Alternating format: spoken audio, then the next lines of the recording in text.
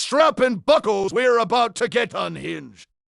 Toby Fox just released the Undertale 9th anniversary newsletter. Most of it is what you'd expect. Some unreleased music, concept art, and a new line of merchandise. However, there were a couple moments that, let's say, stuck out to me. Let's turn our attention to the Sans and Papyrus interview. This time it's titled Sans, What Do You Think About the Number 9? This interview doesn't just involve Sans and Papyrus. They also brought Alphys and Dinah and Toriel along for this one. The interview starts with Sans and Alphys explaining the 789 pun to Papyrus.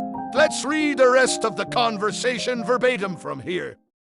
Ah, I see, a pun. That explains my bizarre lack of amusement. Well, what about the corner pun? 567. If 7 is some kind of cool dog or wolf, and 567 on 9, wouldn't that mean that 5 is the real culprit, an irresponsible dog owner, and that 7 was just a misled hero? If 7 loved 5, maybe they were just doing what they felt like they had to. No, 7 was weak. Duty is no reason to harm another. Let's skip ahead a bit. Let's step back a sec.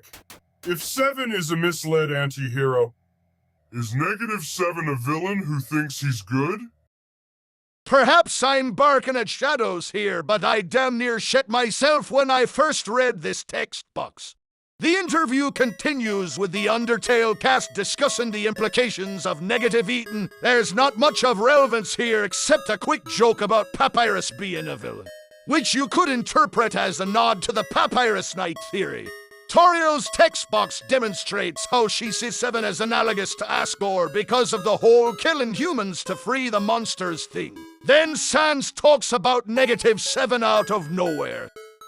-7 is Asgore from Deltarune.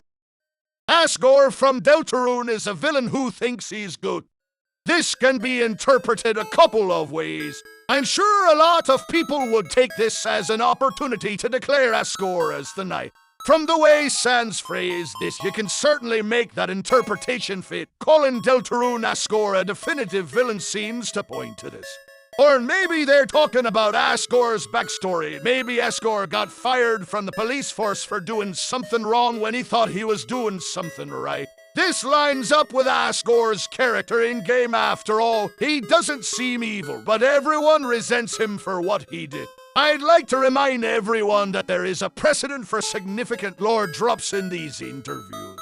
In the summer 2023 newsletter, Papyrus was asked about life before he moved to Snowdin. He mentioned green grass, which was interpreted as significant evidence that Sans and Papyrus lived in hometown Deltarune before they moved to Snowdin Undertale. That's the bulk of what I wanted to talk about today. There's just a couple of other quick weird things I wanted to mention.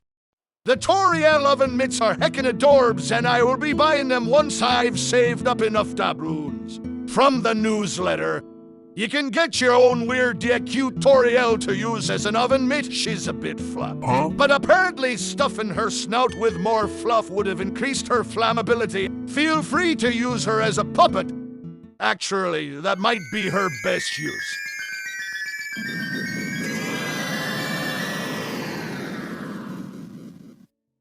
And what the frump is up with this screenshot? It reminds me of that weird cliff area before Castletown in Chapter 1. Are we going back there? I have no idea.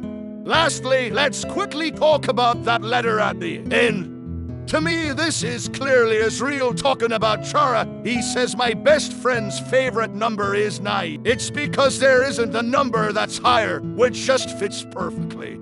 I don't think there's a deeper layer to this beyond an emotional insight into Azrael, but perhaps I'm missing something here. Goodbye.